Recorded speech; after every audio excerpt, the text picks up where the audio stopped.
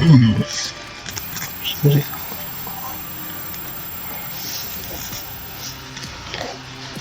are an ambassador. Interesting. Teleport to a strange land. Something's open this place. Oh jeez. Explore a town full of secrets.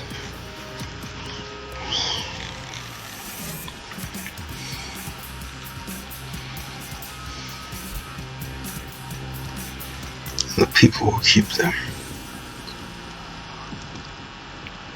It's like a attack card, maybe? Maybe tree, black hole is gone. I died. Fire suffering.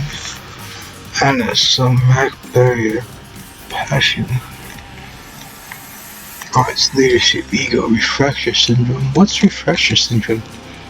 What? Oh Jesus, going on so fast now. Interesting. Cool. Welcome, ladies and gentlemen. This is once more your man Bob Mob Doc Wildcard, welcoming you to a brand new game. Well, for me anyway. It's been out for a few years, but I haven't played it. This is a game that I purchased on Humble Bundle to support the Wounded Warrior Project. It's a truly wonderful network, as I've said about before, ladies and gentlemen. You solely support. It helps out our vets, helps them return home from wars, helps them with PTSD, getting work, helps them readjust their civilian life. It's just a truly wonderful network. You should always support whenever possible. I'm going to put the link in the description. This is called, as you can see, Angels with Scaly Wings. And, yeah, this is apparently going to be a rather dramatic kind of game, from what I understand. Let's see, options. I want to make sure, yeah, there's no. Okay, alright. Yeah, because I don't want any kind of voiceovers, which I didn't think there were anyway, but just wanted to make sure. Okay. Alright, good to know. Video, what's this do? Okay, this is fine, I guess as it is. Gallery, what's in the gallery? Nothing yet. Well, I suppose I should have known that. Alright, so let's get to it.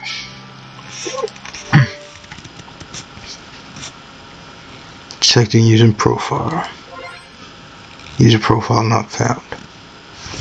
Okay, my name is Bob. Not again. There we go. Okay.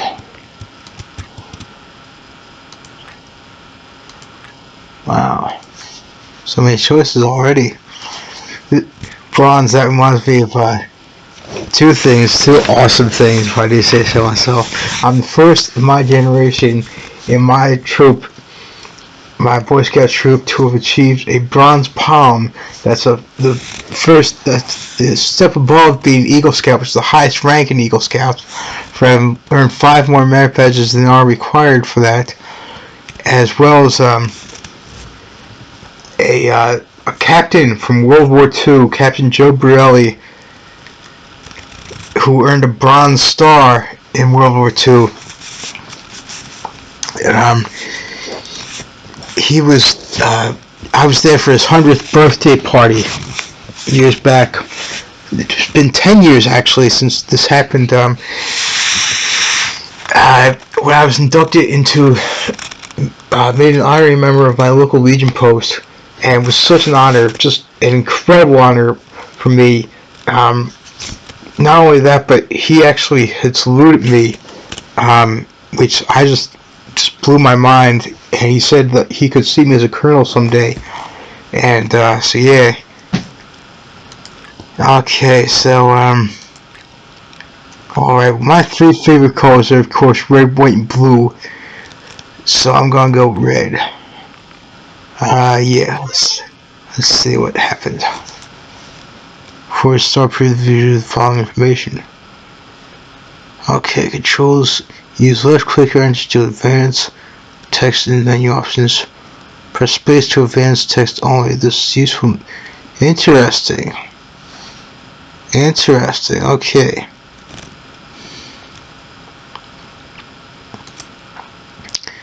Escape or right click brings up menu. Foxtrot. That's military phonetics for civilian. F. I pride myself on military phonetics knowledge, even though I'm not part of the military yet. Yet being the operative word. I'd never be in the military when there's a demon crap unlawfully in office. We the people need to impeach Joe Stalin, as I call it. But that's another story for another time. Use the mouse wheel. A page up and page down. Okay, hold control and press tab.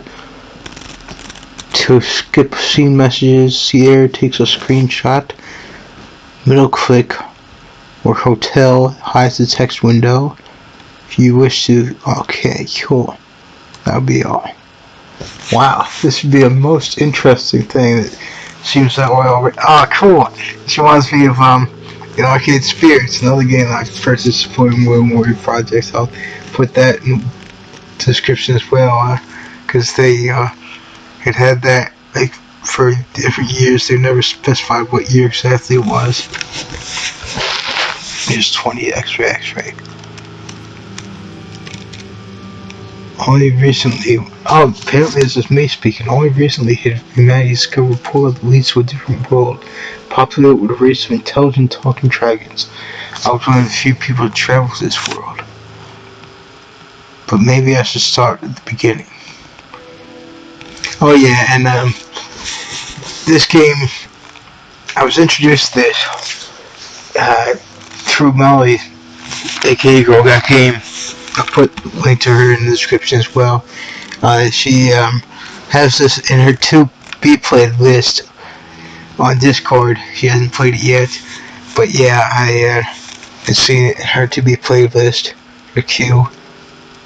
I'll be able to discover a strange device in the middle of nowhere during one of our expeditions, the portal. Whoops. I heard about similar technology before, though that had been on experimental level. What I knew, other portals had been created in the past that we were under consideration for mass application. As for this one in particular, though, we did not know who built it nor when, or why we found the wilderness where we did. What was more exciting to us is the fact that it was functional. After our first test, we found there was someone else on the other side who was in possession of a similar portal, and our attempts to communication through letters were successful. But in the end, the machine's extraordinary demand for power meant we needed to act quickly, as we wouldn't be able to keep the portal open much longer. Just gotta turn the volume down slightly. When we made this known to the other side, we received a very unexpected reply, a letter of invitation. After some deliberation, it was decided to accept their hospitality and send a person to the other side. There was an individual who took the job almost immediately. Me? Who's this? Riza Insquirto. Insquirto? Probably. I knew him.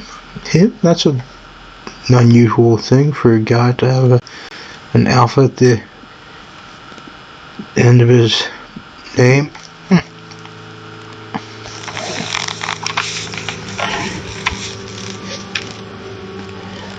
I knew him, or rather had known him. We attended the same school back then, and even a few classes together. We never really were close friends, but we talked to each other occasionally and hung around with the same crowd sometimes. However, we are separate ways in the end. I wasn't sure what to think about the whole thing, but he certainly had to have known what he was doing. He was certainly brave. They're just very, very foolish. Well, I wasn't sure which his courage was applauded by others. After all, he could have possibly known who or what would await him at the other side end of the portal, and if he did meet someone there, who knew what kinds of intentions they might have? Not that any speculation on our part would make a difference. When the day finally came, he went through he went, with applause echoing through the arena, equipped with only the cozy war multi-tool gun, indeed, guns the American and therefore only way, and the device on his wrist acted as a Papa Delta Alpha military fanatics, or PDA, personal digital assistant, I guess. Then we waited. The crowd was applauding him slowly when the dispersed. The crowd was applauding him slowly dispersed when the enthusiasm died down, so there was nothing for us to avoid and speculate. Approximately 8 hours later, we received our first message from him. While he assumed the portal led to a different country or maybe a different continent, where his reality turned to be a much more foreign. The situation he described to us was so outlandish that we hadn't actually took it as a joke. A very bad joke, maybe even worse timing, no punchline at all. It soon became clear to us, though, that we may have just made one of the most important discoveries since the dawn of mankind. Finding the portal had been remarkable in itself, but this took it to a completely different level. One he described about the place, or more accurately its inhabitants, which surmised they could not be part of Earth at all. He called them dragons because according to the reason that's what they were, at least what they resembled most. Even though we found it hard to believe, it had been these dragons who sent us all the letters, and what Riza said or found out on the other side of the portal was a whole civilization of them. They could talk, write books, had buildings with electricity. In many ways, their society was actually very similar to our own. So who were they, and where was this place? Could they be aliens? I prefer the term extraterrestrial myself, because alien sounds like it's some foreigner trying to illegally invade.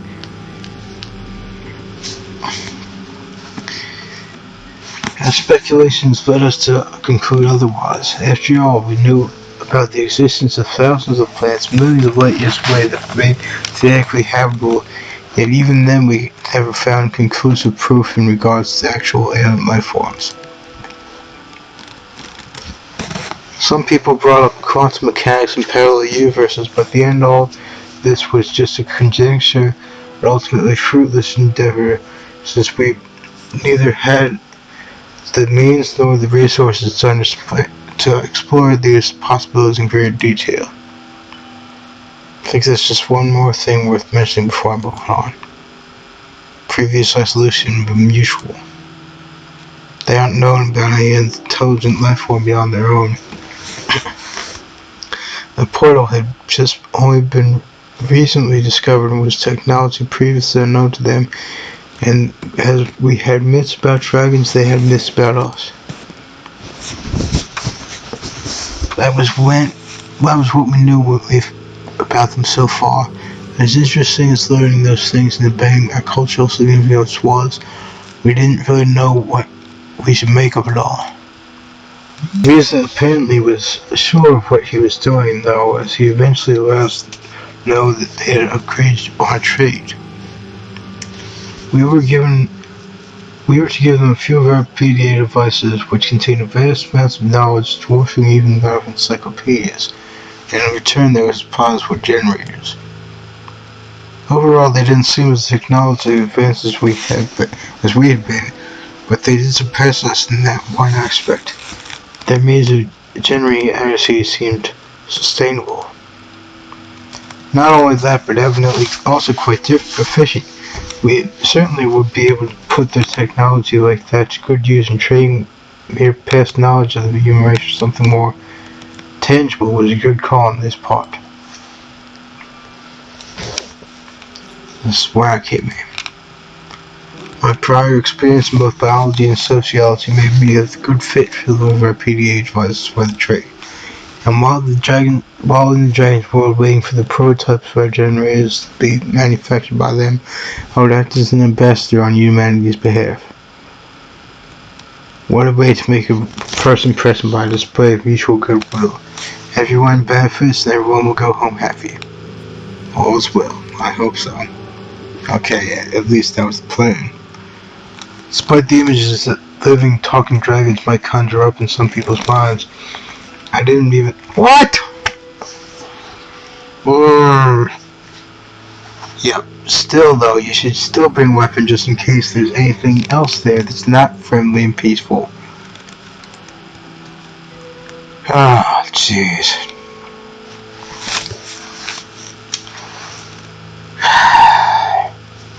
There's no need to fear potential ill intentions like Riza did when he had stepped into the unknown territory. Acting as humanity's ambassador, I had to do my best to uphold a high standard in fostering this diplomatic relationship.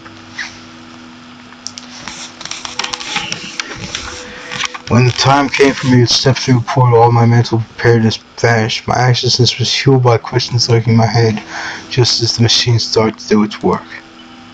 Would it hurt? Who would I meet on the other side? Yeah, exactly, right? Exactly.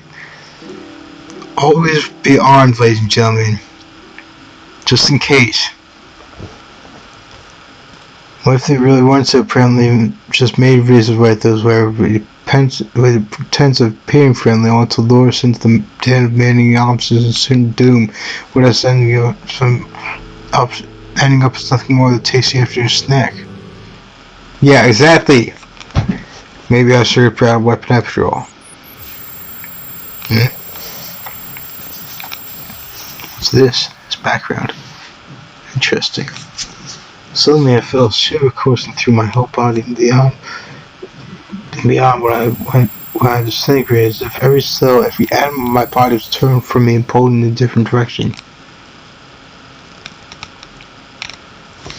I saw darkness and light painting patterns in the sky as I traveled, and met images rapidly flashed before me of things unseen, unspoken. Both horrifying and beautiful, it was the experience unlike any other, yet over in just a split second. Then it was dark. I could only see a patch of lighter color contrasting with its dark surroundings. My vision started clear. Its images got sharper as the patch of light slowly took shape, giving me the distinguished outline of a reptilian head and an array of horns spouting from it.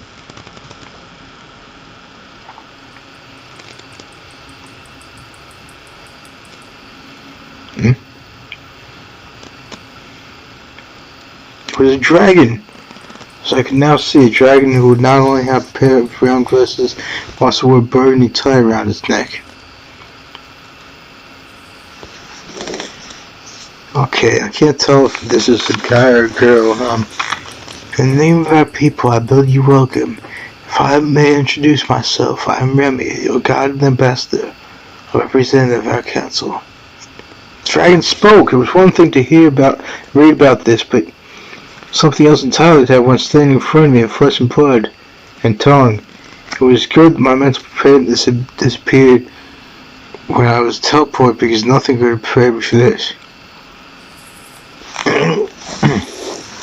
Sorry, I imagine you might still feel the effects of teleportation. Drowsiness or weaknesses are unusual, as is fainting and spontaneous. Okay. How do you feel? Rendered speechless, I had totally forgotten I was shouldering the burden of representing my people to them as well. So much for being professional, but at least you gave me an excuse for my blunder. I think I'm alright. Well, I'm glad to hear that. Maybe we should go before it gets too dark. Come with me, please. So I followed the dragon, not straying too far from him, as the sun already departed for the day, and the remaining light diminished by the minute. It's getting harder to see where I'm going. Sorry about that, but we had good reasons to reschedule your arrival like this. We did not want to be ambushed by a crowd, and we have to keep the exact time and date of arrival secret. Thanks. I suppose an event like this would make me a celebrity of sorts. It would be the same if one of you came to us. That's quite an understatement. Some people here are rather superstitious. They might regard you or any of your kind as divine, I suppose. Really? How so? I know, right? What's here? We do have certain myths that involve users and such. I suppose this should be best in the opportunity to another time. Here we are. Always reminds me whenever I see this or hear it of here we are, the True Lab theme in Undertale. I actually wrote lyrics to it. I'll put the lyrics to that in the description as well. The link to the video in which I have lyrics to it. By this point, it got so dark I could barely make out the building before us. I briefly wondered if they might have streetlights elsewhere, or if they just did not require any to possibly enhance eyesight or night vision. I could vaguely see the dragon's coast still visible within the blackness that engulfed the area. Rear up and manipulate the door handle with one of his forepaws.